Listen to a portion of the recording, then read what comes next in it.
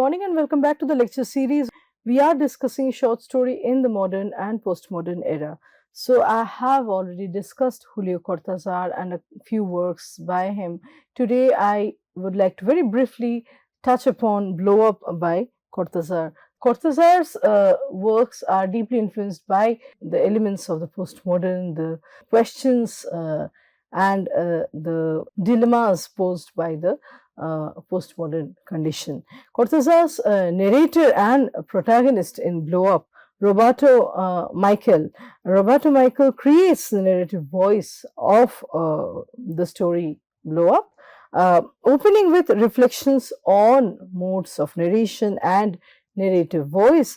Cortazar builds up anxiety in his reader through the initial paragraphs of this story, Blow Up, which establishes the pattern of a non-story, actually, a staggering movement which does not lead to nowhere. He is also using the element of maximalism, maximum or an excess of description which are extraneous and which do not lead to a point where the plot can move ahead, progress in the traditional sense of the term. The plot is leading to nowhere. The narrator warns the reader of how he may get replaced in between the story. So there is a question of the narrator being replaced, which eventually happens in the course of narration. Narrator's obsession with the frame grows into a poster-sized photograph which appears to come to life towards the end of the story. So the narrator is a photographer, he is the narrator, and he is obsessed with the photograph until he becomes part of that frame. He becomes a part of that obsession, and the photograph, a poster-sized photograph, appears to come to life towards the end of the story. Just as the photographer in Michael captures the different permutations of events, the narrator of the story is exploring the different ways in which an event could be interpreted, the different permutations that the events could mean or signify. The narrator of the story provides a shift in perspectives that the event might have when the focus of the frame shifts. So with the shift in the focus of the frame, the perspective also changes. In the story we have, especially towards the beginning, we see, recurrent mention of pigeons and clouds towards the initial paragraphs of the story. That is, we refer to pigeons and clouds, and so what do they symbolize? What do they stand for? The reader understands after a while that these pigeons and clouds are connective threads within this otherwise disjointed fabric of this text. It is the movement of the clouds and the pigeons that bring Michael, the narrator, Michael, who is also the photographer, back from the photograph to the present time zone. This short story can be considered as an ekphrasis, and it discusses the photograph as its central image. When the narrator is ready to shift the frame to focus on the man with a grey hat, the whole story takes a different turn altogether. And we note that Blow Up is a metadiegetic story. There is a moment in the story where the narrator is guilty of making literature and indulging in fabricated unrealities. Cortazar succeeds in transferring a part of his guilt into his readers too. So while one initially despises the narrator for his voyeuristic intrusions into other people's lives, the reader also starts exploring for details and indulges in decoding these people that are part of the photograph, especially zeroing down on focusing on an unusual couple, an older woman and a young boy. The first person narration is the dominant mode, and the third person narration is embedded within the first person narration. The main setting is Michael's room in Paris, where he is looking at the blown up picture, photograph on the wall, even as he writes the story of his experience on a typewriter. The secondary setting is the park area where Michael took the photograph of this woman and the boy. Uh, Illustrating the postmodern way of being, the story involves an amateur photographer called Michael, who is capturing a moment of an older woman flirting with a young boy. This ordinary acts with people that are generally overlooked become his central concern of the day. The more he looks at the picture, he finds something new in it. And then when he blows up the picture, he enlarges the picture, his obsession also blows up. It grows. His imagination takes him to a scene where he is no longer an onlooker, but within the frame of the photograph. He also belongs within the frame of the photograph. He is looking. So there is this interesting point where he is looking at himself also being a part of the photograph, himself being photographed.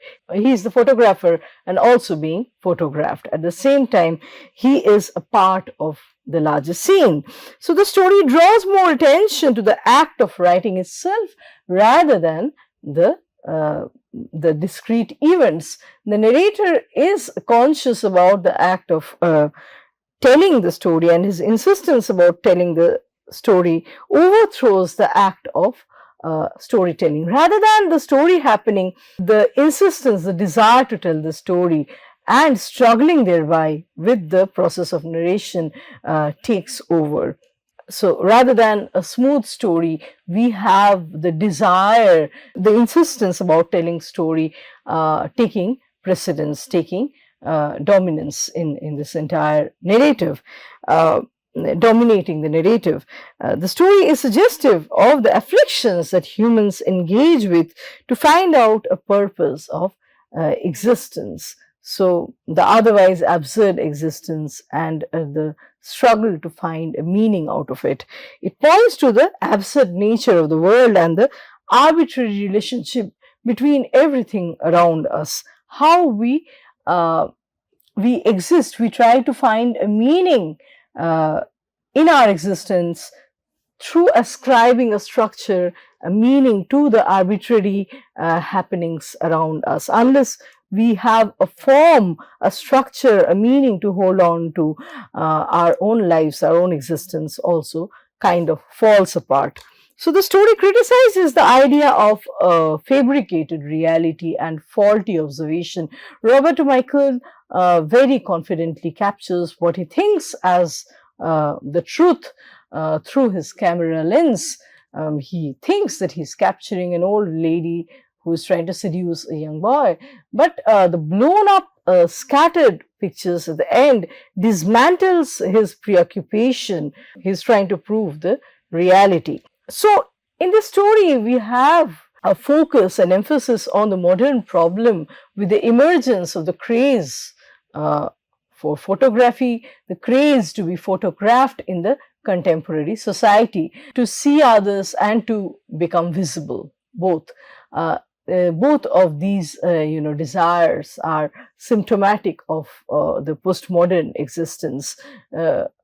People's fascination about being photographed and the photographer's propensity of ownership, having control over everything that is being captured by his lens, and thereby the desire to intrude into people's privacy. All these questions, all these issues lie at the heart of the story, titled Blow Up by Cortazar. So after Cortazar, I'm going to broach our discussion on Jorge Luis Borges, Borges and his short story, The Garden of Forking Paths. So Borges was born in August 24, 1899 in Buenos Aires, Argentina, and he died in June 14, 1986 in Geneva, Switzerland. He was an Argentine poet, essayist, and short story writer, and his works became classics of the 20th century world literature.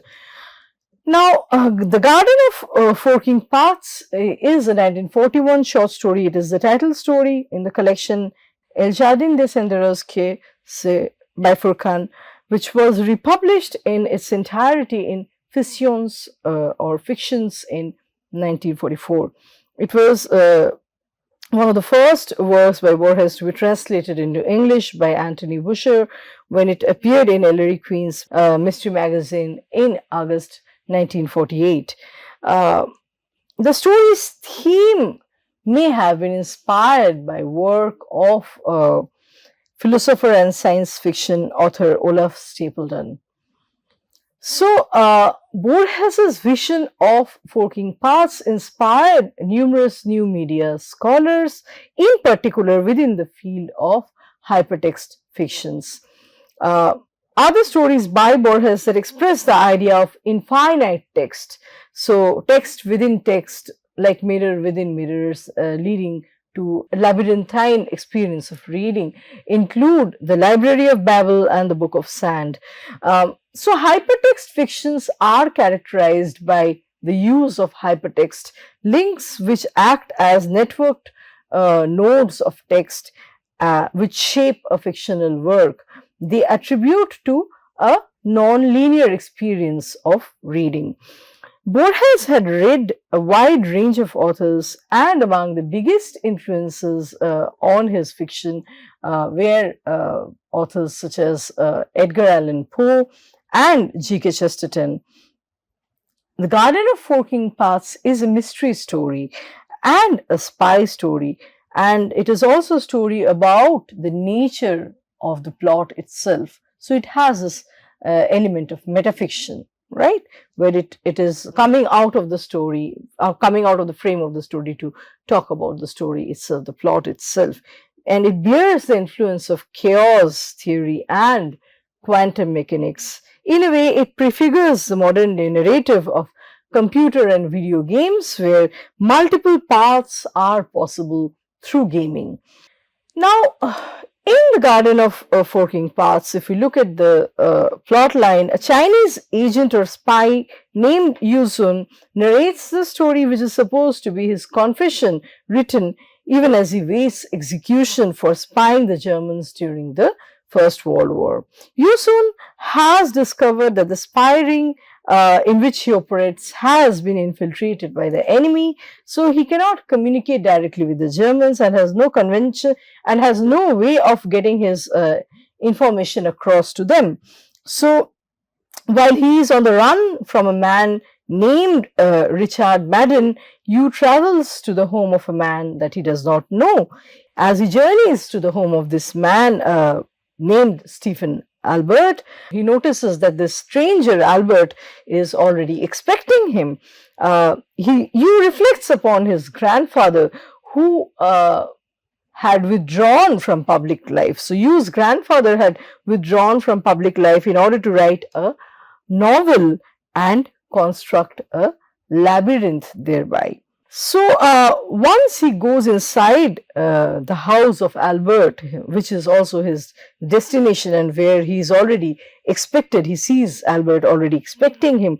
Albert tells Yu about Yu's grandfather because Albert is deeply interested in Chinese culture and he has closely studied the life of Yu's grandfather. Albert tells Yu that his grandfather's wee pen never managed to finish this novel as he had planned to write, but when he died, he left behind a draft containing all the various possible plot lines and the discarded ideas. So it was only a half-finished draft that he had left before he died. Albert has only read the draft because it was saved for the author's posterity and then published, with Sweepen leaving a note that declared that he leaves the draft for several futures. So the question of simultaneity, simultaneous meanings, simultaneous possibilities, and thereby the labyrinthine experience comes in for the first time. The abandoned novel is referred to as the Garden of Forking Paths. From this clue, Albert realizes that the novel is the labyrinth that Sweepen had sought to construct. The novel and the labyrinth were as though the one and the same thing. In a way that echoes quantum theory and the concept of Schrodinger's cat, the characters are dead and alive simultaneously, having been killed off in one chapter only to spring up to life and, start kicking, almost only to turn up alive and kicking in the next turn of events. So the idea is to create an infinite possibilities, an infinite narrative containing every narrative possibility. So a character that is dead at one part of the narration, at one turn of the plot, uh, comes back alive in the next turn. So the Garden of Forking Paths, contains therefore two gardens of forking paths, if we may. One is the literal one, the one that is found in the garden of Stephen Albert, and then the figurative garden of forking paths, which Suipen's novel is, the novel draft is. Um, this leads the reader to question if the garden of forking paths is itself a garden of forking paths. The story itself, the story written by Borges, is posited as a labyrinth, for a garden of forking paths. Just as Albert had to negotiate Suipen's garden of forking paths in the story, Yusun physically navigates Albert's garden of forking paths, and the readers are also navigating, walking through, exploring Borges's garden of forking paths. So we see that we have story within story within story. That is the structure that we are trying to decode. That is the structure that we are trying to, unpack. And that is typically the experience of reading Borges's short stories. Suipen's novel does not so much reject linearity, because such a complete rejection would be impossible when moving forward in reading. When one is physically turning one page at a time, there is a question of moving forward in time too. However, there is a greater desire to build simultaneity and multiple possible outcomes within the linear structure. So the story creates a seemingly infinite wall of mirrors that is a key characteristic of Borges's work. So one can see images simultaneously in several mirrors. So it's very difficult after a point to say which is the original and which is the reflection, and then we have reflections of reflections and so forth. The Garden of Forking Paths is one of the first instances of literature reflecting the notion of multiple possible futures and general timelines connected by events serving as nodes where timelines both converge and diverge. This refers to the labyrinthine structure underlying Suipen's novel, which is greatly reminiscent of the structure of Herbert Quine's April March. So the concept of time as a labyrinth through which Yusun finds himself led to his ultimate fate is remarkably in line with some modern quantum mechanical ideas about the structure of reality and potential alternate realities. So regarding the structure of the story itself, the readers note that the account of Yusun begins in media res, and that the story following its conclusion is unreal and insignificant. So the story following its conclusion, presumably after Yusun's execution, appears to be unreal and insignificant. An anonymous writer introduces a document that will supposedly shed some light on why a British offensive against the Germans had to be delayed. The document is in the form of an oral testimony given by a witness, Dr. Yusun, which is to be used in a trial. The first two pages are missing, so the narration begins abruptly in medias res, like I said. In this way, Borges has essentially trimmed the narrative to the time in between two nodes. The labyrinthine path of choices down which Yusun has led in the precise portion of the narrative is what leads to the delay in the Allied assault. So the story is effectively a microcosm of the theory that is posited by Dr. Stephen Albert, a character within the story. It has a lot of metafictional elements. So, one of the characters, Stephen Albert, posits a theory which is also applied in the reading of both the novel by VII and Borges's short story, The Garden of Forking Paths. So, labyrinths show up repeatedly in Borges's works, particularly in The Garden of Forking Path. These labyrinths are not always literal in their meaning. So, for example, a survey of the works of Herbert Quain. In this work, a survey of the works of Herbert Quain, the labyrinthine nature of the god of the labyrinth appears to come more from the structure of the book's false ending than the actual substance of the plot, right?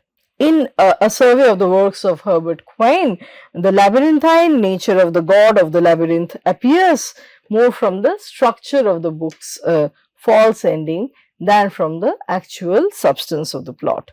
The labyrinth as a symbol is ideal for tackling concepts of free will and fate, which Borges is very fond of treating, and these are some of the questions keep coming back.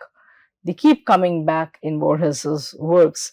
From within a labyrinth, it is virtually impossible to conceive what the entire maze is structured like. What is the overall structure of the maze? One can take many different paths which lead to the same place, even if there are a number of dead ends too. So when one exits a labyrinth, it is also unclear if this is the only way to exit it, or if there are different paths that lead to different exits. So these questions, these notions of alternate paths with intersections and potentially, inevitable outcomes enable the reader to mediate on what precisely our ability to choose leads us to. Are we freer because we are choosers when we have choice in life? Are we exhibiting greater free will through that? Or if free will and fate are mutually exclusive. So, is free will also incumbent on fate? And fate is tied to the question of free will. These are some of the fundamental questions that Borges makes his readers ponder, think. So, metafiction is one of the elements in The Garden of Forking Paths. In the foreword of The Garden of Forking Paths, Borges says, I quote, "It is a laborious madness and an impoverishing one, the madness of composing vast books, setting out in 500 pages an idea that can be perfectly related orally in 5 minutes.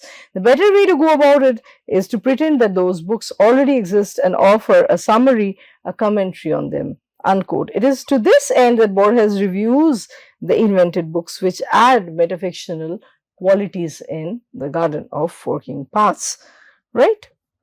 It's a commentary on Swippen's novel within Borges's work. In so doing, Borges is able to powerfully convey the complex themes both in the metafiction and in his review of the metafiction without laboring over the finer details that are usually part of a lengthy novel. The next theme one sees is the infinity. In the Library of Babel, the library that is the universe is infinite.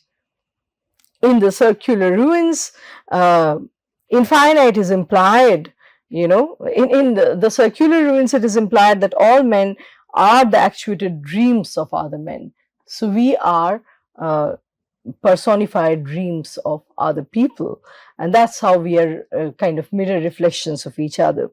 In a similar fashion, an infinite number of realities are unfolded and discussed in the Garden of Working Paths. Borges, in keeping with other themes, tackles infinity. So, Borges, in keeping with his other themes, tackles infinity as an extension of nature and an extension of oneself. Much of his literature is committed to contriving circumstances in which the infinite quality of all things is revealed. Then we also note the magical realist qualities. So, the qualities of magical realism in Borges, the style of the Garden of Working Paths is magical realism. Magical realism, as defined by Bruce Holland Rogers, is a style in literature that is trying to convey the reality of one or several worldviews that actually exist or have existed. So, magical realism is a kind of realism, but one different from the realism that most of our culture now experiences. It has its own tangential meaning. It is a takeoff from the mundane reality that we are used to experience. So, Borges' engrossing style of magical realism, through the maze of clues and circumstances that he weaves into the tale, forms a connection between the seemingly unrelated clues and circumstances and, etches a different concept of time. He creates the world of magical realism in the Garden of Working Paths through combining the ordinary with the mysterious. Borges provides clues to the connection between Yu Sun's present circumstances and the mysterious labyrinth of his ancestor Suipen. So, for example, Yu Sun finds Dr. Stephen Albert's house by always turning to the left, which is also a common technique in finding the way through a labyrinth. The author exposes a new kind of reality through Stephen Albert's revelation of the meaning of Suipen's labyrinth. Through the style of magical realism, Borges tantalizes us with the possibility that reality, at least for the artist, is an act of imagination, right? In the case of Suipen's labyrinth, the reality is a collection of different futures which is created by man's imagination of the many possible outcomes that can occur through choosing each of the several alternatives. The meaning of Suipen's Garden of Working Paths, right? The magical realist style of the tale develops into a complex narrative structure. The complexity of the plot is mainly rooted in Yu Sun's belief in the direct and immediate connection between the past and the future. So, we can also add an archetypal lens to our reading of the Garden of Working Paths, where we see that the archetype of labyrinth keeps coming back. The archetype of quest is there in the novel.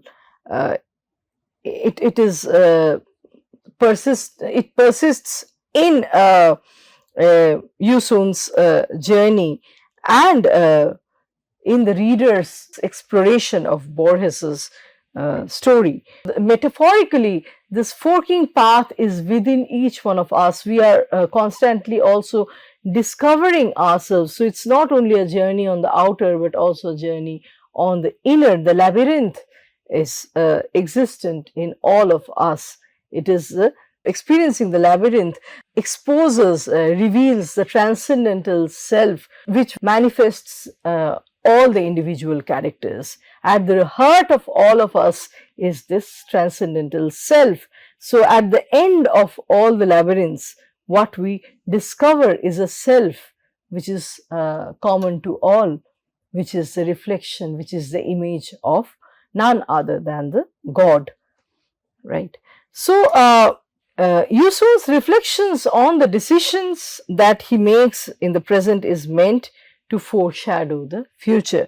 The narrative takes place inside the mind of Yu Sun, right? So, the labyrinth is on the inner, the journey is not only happening outside, but there is also a simultaneous journey, the psychic journey. And the garden of forking paths exists inside each one of us. The foreshadowed future evolves and shifts along with each decision that Yusuf makes. When at first he does not have a plan, he imagines that the future holds only his inevitable death. But as he formulates a plan, he becomes convinced of the possible success of his mission to send a message to Germany. So, possibility is never singular, it is always simultaneous and multiple, it is always plural. For every decision that Yusun makes and every action that he takes, he evaluates and recognizes its significance in the success of his mission. He imagines that each is a factor in the final outcome.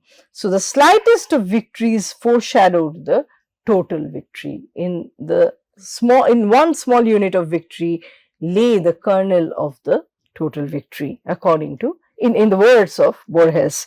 So, part of what makes the story's narrative structure labyrinthine is its inconsistent valuation of time. The main character is in mortal danger, he must flee and he has a daring plan in mind, and yet he is constantly digressing into philosophical speculations. After a hurried escape by train, the tone of the narration abruptly changes. After 7 pages of frantic activity, suddenly Yusun, who previously had no time, suddenly finds a lot of time to daydream, to fantasize about, about labyrinths, about fantastic things such as labyrinths, and he discusses theories of time with a sinologist. So he tends to become pensive suddenly.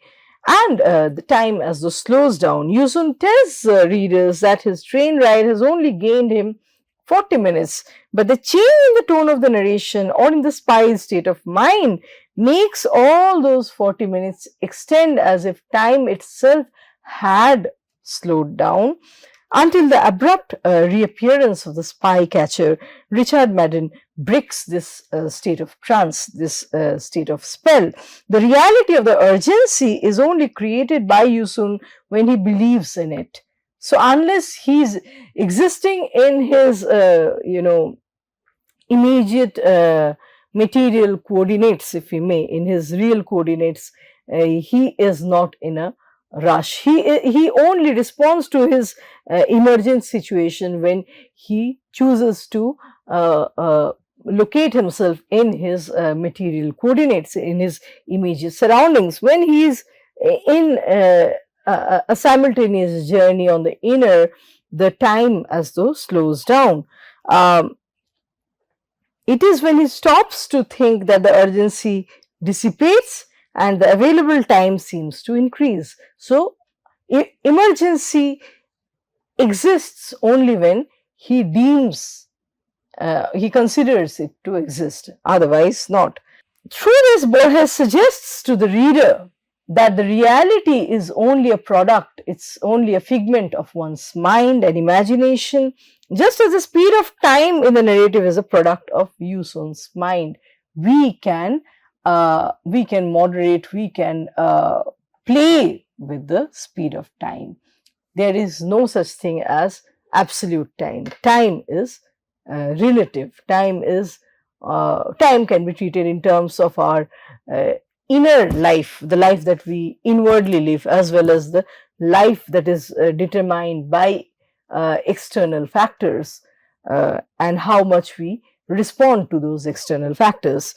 So Borges's central theme of time is relevant throughout all generations. It's a theme that does not easily become obsolete, and it therefore contributes significantly into making of a classic.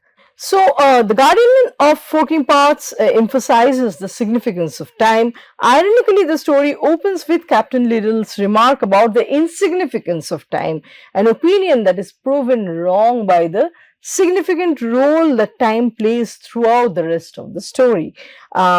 In the story, Yusun recognizes the significance of time.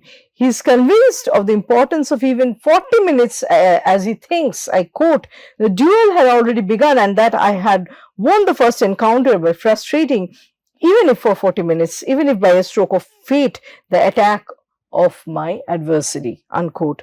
He reflects that, I quote, everything happens to a man precisely now. Centuries and centuries and only in the present do things happen, unquote. In this passage, Yusun recognizes the importance of time in the present and the decisions that are made during this time.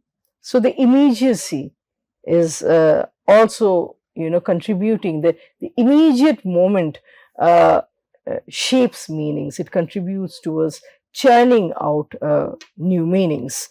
Although he firmly believes that a man ought to impose upon himself a future as irrevocable as the past through the decisions that one makes, he also knows that actions in the present now are what really matter.